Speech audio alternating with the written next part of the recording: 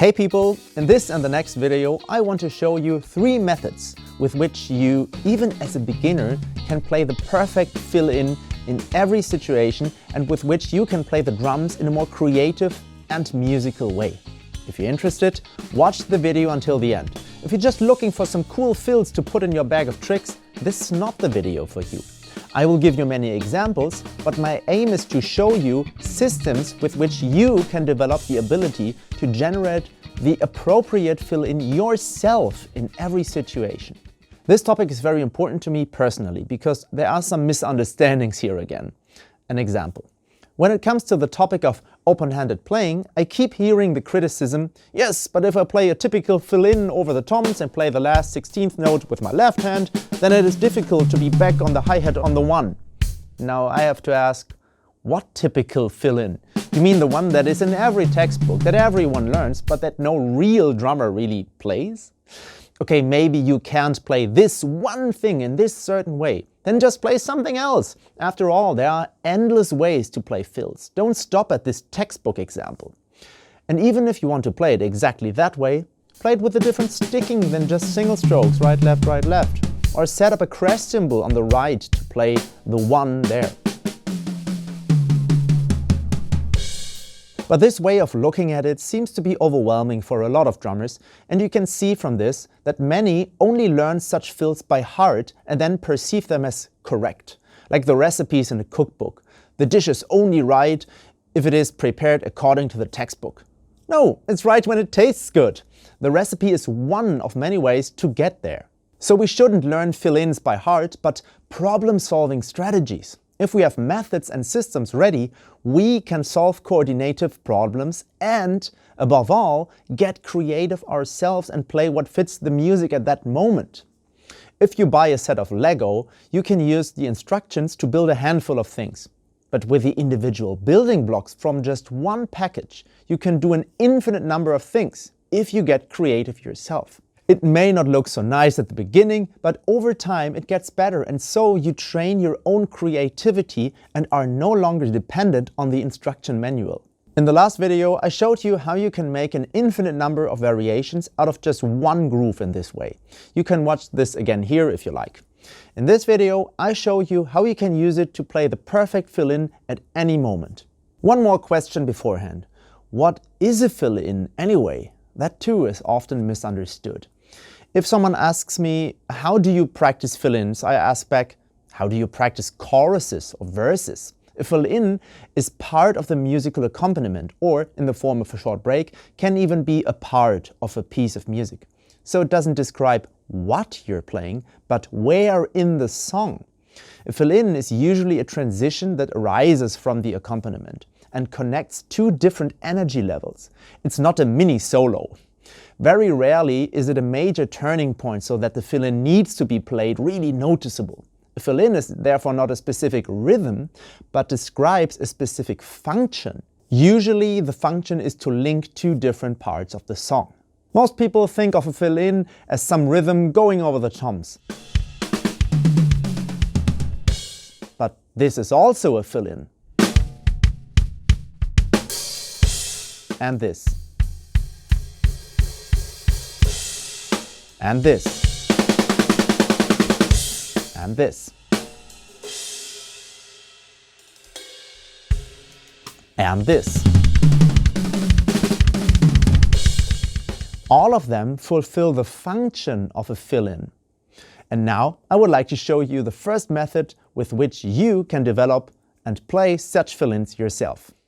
For this, we take a simple rhythm, just a pure pattern, which we then fill with life. So find yourself some reading exercise or take a rhythm that you're working on anyway. Repeat it a few times on the snare drum until you get used to the rhythm.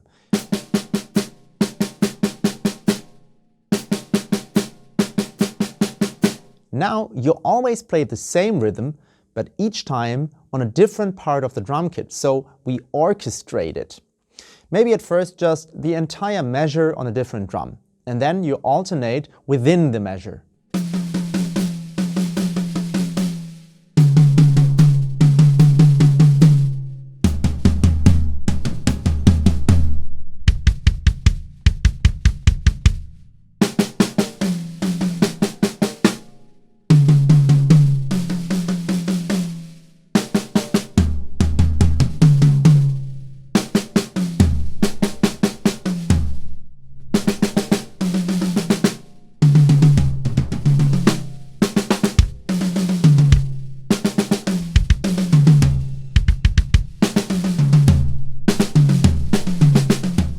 try different orders and changes between the drums and see what kind of melodies result from them.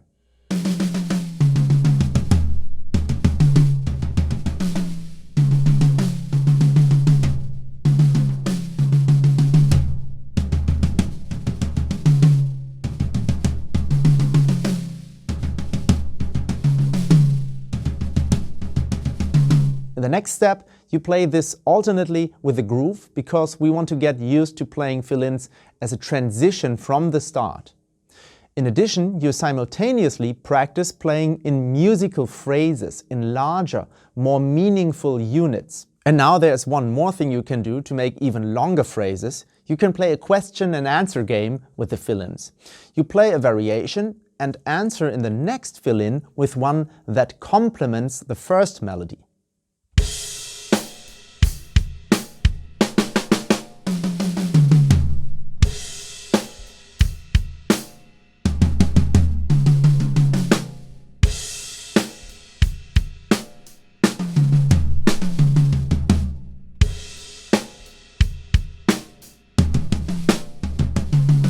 Also remember that you have the whole drum kit at your disposal, so also incorporate the bass drum, hi-hat and the cymbals, maybe even choked crash cymbals for example. You can also play several instruments at the same time.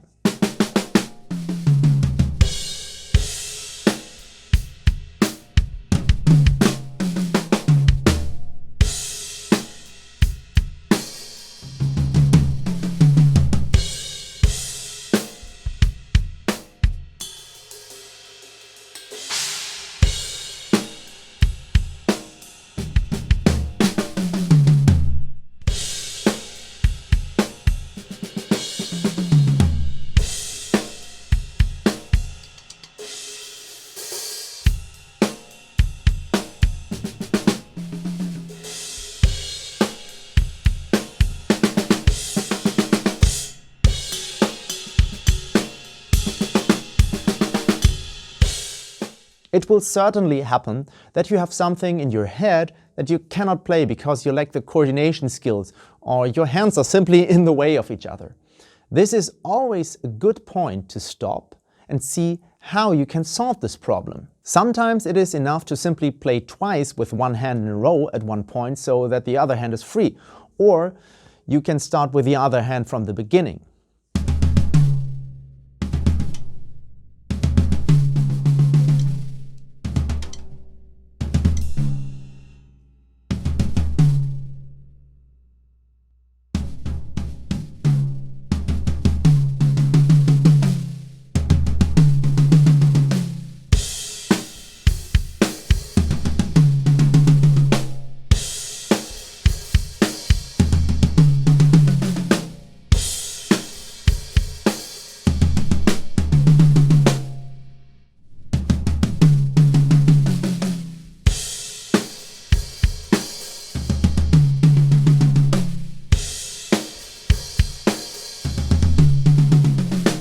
When you practice like this, something really great happens.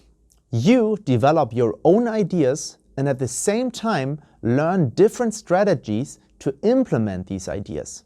In the last video, I explained the 4 elements to you. Everything we play consists of the rhythm, what we play, the tempo, the dynamics, how loudly we play it, and the orchestration, what we play it on. If you now distribute just one rhythm on the drum set, practice it sometimes faster and sometimes slower, and, very important, louder and softer. This gives you the ability to adjust every rhythm to build an infinite number of fill-ins from just one pattern. And so I could develop the right transition for every situation from just this one rhythm.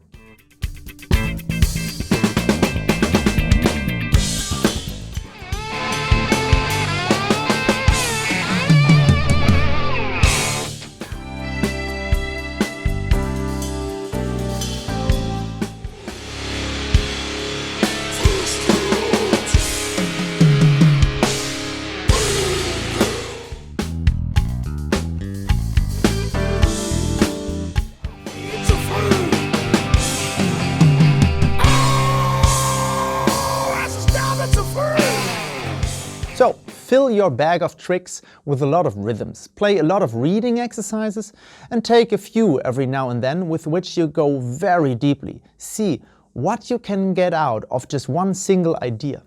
In this way, you practice at the same time being able to vary other rhythms. You can choose things that are exactly at your level. More advanced players could choose rhythms in which 8th and 16th notes are mixed with triplets, or rhythms with flams or double strokes, for example, different rudiments.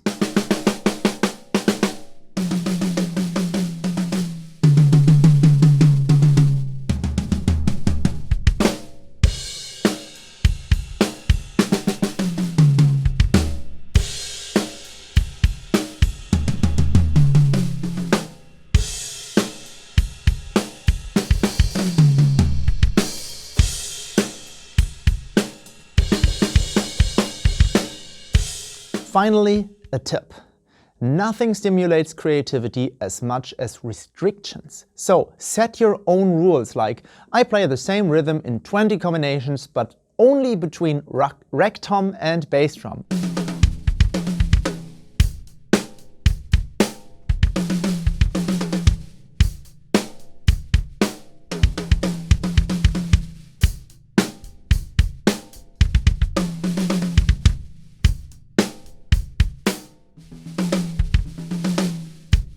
Or I stay on one drum and play 10 different variations only through dynamics and accents.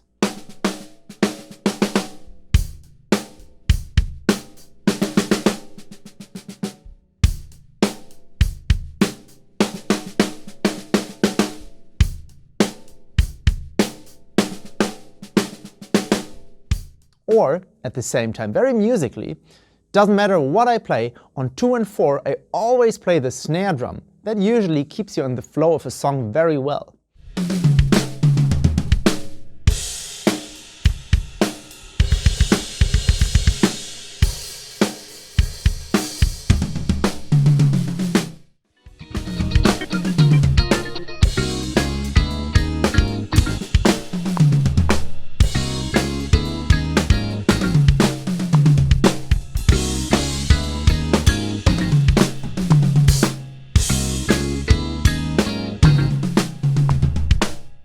When you have such limitations, you come up with whole new ideas yourself. You see whole new possibilities. And then, when you play music, you can use your own ideas and concepts instead of just copying what someone else has shown you.